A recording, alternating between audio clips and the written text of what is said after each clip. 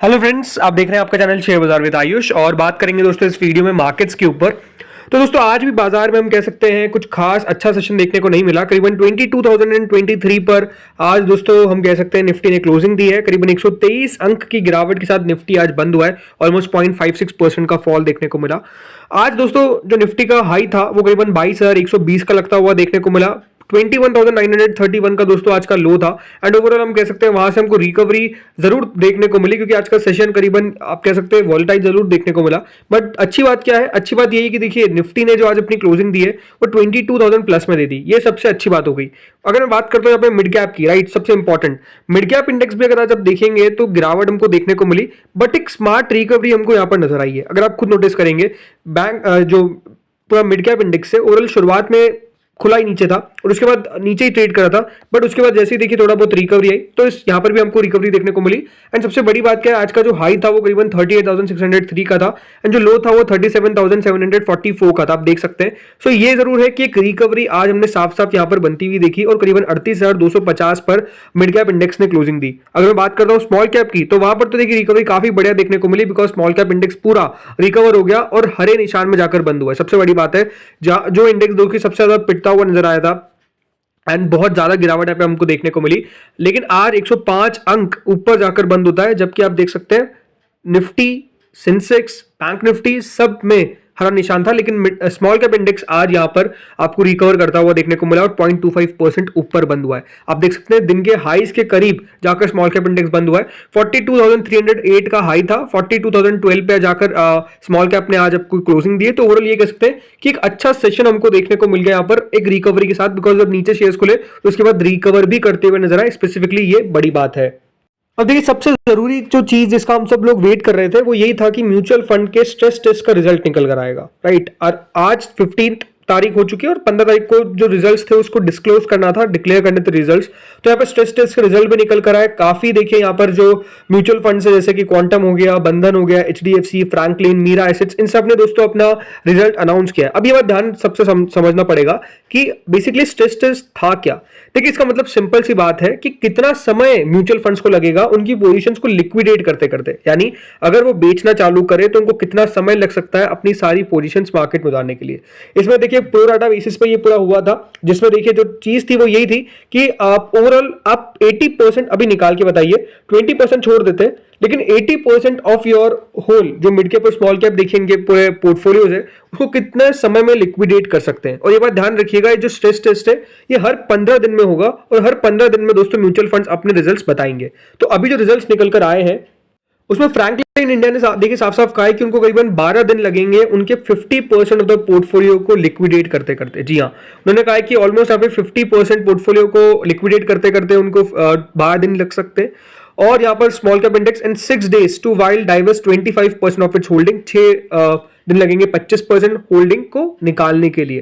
Quantum AMC ने भी दोस्तों अपने रिजल्ट्स पेश करे और उन्होंने साफ साफ कहा कि उनको यहाँ पर जो टाइम लग सकता है, देखिए उन्होंने कहा कि to liquidate 50% and 25% of its portfolio within 1 day, उन्होंने ऐसा कहा है, राइट। तो उनके द्वारा कहा गया कि वो एक दिन में भी यहाँ पर कर सकते हैं, क्योंकि उनका जो एसेट अंडर मैनेजमेंट है वो भी मात्र 39 करोड़ का। तो ऐसा नहीं कि उनको बहुत बड़ा एसेट अंडर मैनेजमेंट है। याद रखिएगा फ्रैंकलिन का ऑलमोस्ट 11,823 करोड़ का एयूएम है, तो उनको समय ज्यादा लगेगा।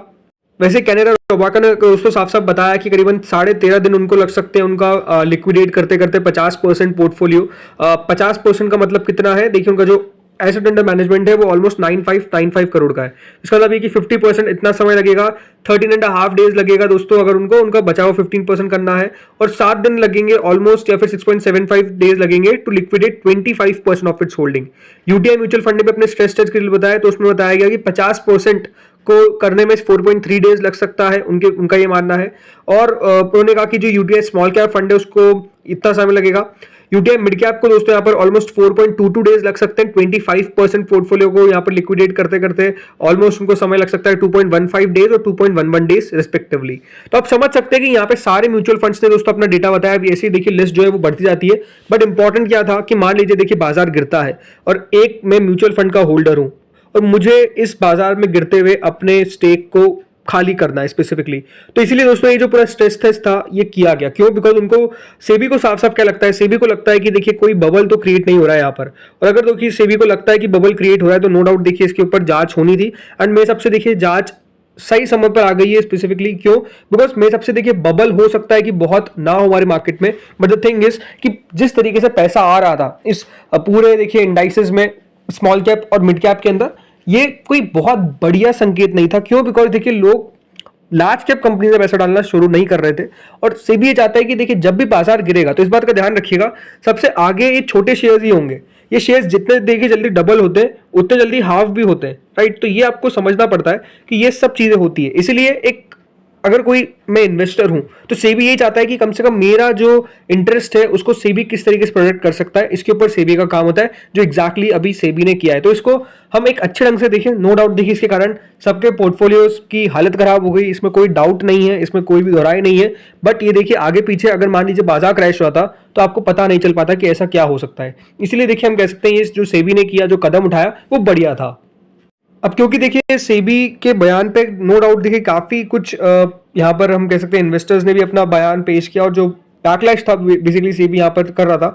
तो आज फाइनेंस मिनिस्टर का भी स्टेटमेंट निकल कर आया। उन्होंने कहा कि जो कंसर्न्स रेज हो रहे हैं यहाँ पर about the possible over valuation of small cap and mid cap stocks indicating possible market manipulation and the risk of a market bubble. तो इस पे देखिए यहाँ पर बयान निकल कर आया है फाइनेंस मिनिस्टर का। उन्होंने कहा कि देखिए साफ साफ बात है कि ह्यूज फ्लक्चुएशंस हमको देखने को मिल रहे हैं, बट एक लेवल ऑफ सैनिटी यहाँ पे जो है वो मेंटेन करना जरूरी है।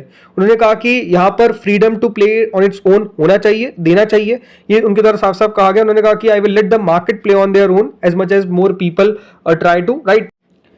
और यहाँ पे उनके द्वारा ये भी साफ साफ बात कही गई कि देखिए जो ओवर वैल्यूएशन है उसका मार्केट डिसाइड करना चाहिए कि मार्केट क्या होना चाहिए। बट उनका ये भी कहना है कि जो ग्लोबल फ्लक्चुएशन हमको देखने को मिल रहे हैं, लेकिन इंडियन मार्केट में एक अच्छा हमको कह सकते हैं कि जो ओवर फ्लक्चुएशन है वो उतना ज़्यादा पड़े नहीं। और अभी भी उनका मानना है कि हमारा ट्रस्ट है, I will put my trust in the Indian stock market. तो देखिए फाइनेंस मिनिस्टर के कह सकते हैं कि पॉजिटिव बयान निकल कर आ रहे हैं। क्योंकि देखिए जरूर देखिए आपको समझना पड़ेगा, सेबी ये नहीं कह सकती, जो सही है उसको सही बताना पड़ेगा। ये सेबी को भी ये सेबी देखिए जानता है, राइट। क्योंकि सेबी भी कुछ गलत नहीं करना चाहता है किसी भी इन्वेस्टर के साथ। सबसे इंपॉर्टेंट जैसा मैंने आपको कहा कि सेबी के लिए भी एक पॉइंट है कि वो है कि किस तरीके से वो इन्वेस्टर का सबसे ऊपर हित रखे, राइट। सबसे इंपॉर्टेंट तो यही है, कोई भी जो इंस्टीट्यूशन है उसका ये हित रहेगा। और हो सकता है कि देखिए इसमें उनको थोड़ा सा कठोर बयान भी देने पड़े जो एग्जैक्टली उनके द्वारा दिए गए, जिसका असर बाजार पर भी पड़ा।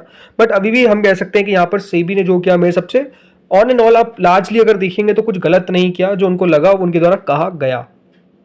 तो ये सब तो हुआ है, लेकिन अब जरूर देखिए क्वेश्चन ये निकल के आता है कि स्टॉक्स में क्या हुआ। तो देखिए आज कह सकते हैं लार्ज कैप स्टॉक्स में गिरावट अच्छी खासी देखने को मिली। एमएनएम ऑलमोस्ट दोस्तों 5% तक करेक्ट हमको देखने को मिला है। आज कह सकते हैं अच्छी खासी गिरावट एमएनएम में आज हमने नोटिस करी है। शेयर में पिछले 5 दिनों में ऑलमोस्ट देखिए 5-6% की गिरावट देखने को मिली। इस बात को समझना पड़ेगा कि देखिए बाजार में जब गिरावट होती है तो अच्छी कंपनीज भी गिरती है, खराब कंपनीज भी गिरती है। आज आप देख सकते हैं अच्छी कंपनीज भी गिरी है, खराब कंपनीज भी गिरी है। तो ये आपको समझना पड़ेगा कि ये एक अपॉर्चुनिटी है, राइट। आपके लिए अच्छे शेयर जो आप लेने का सोच रहे थे आज से 1 महीना पहले कि इन लेवल्स पे आएगा तो मैं लूंगा, आज हो सकता है कि आपकी उतनी हिम्मत नहीं हो रही हो, या फिर आप सोच रहे हो कि नहीं और नीचे आएगा। देखिए इसी को बोलते हैं कि यहाँ पर जो अपॉर्चुनिटी है उसको आप बिल्कुल एग्जीक्यूट नहीं कर पा रहे हैं। बोले अगर आपकी अच्छी कंपनी है तो ये बात ध्यान रखिए, लंबे समय में उसको कोई भी बढ़ने से नहीं रोक सकता है।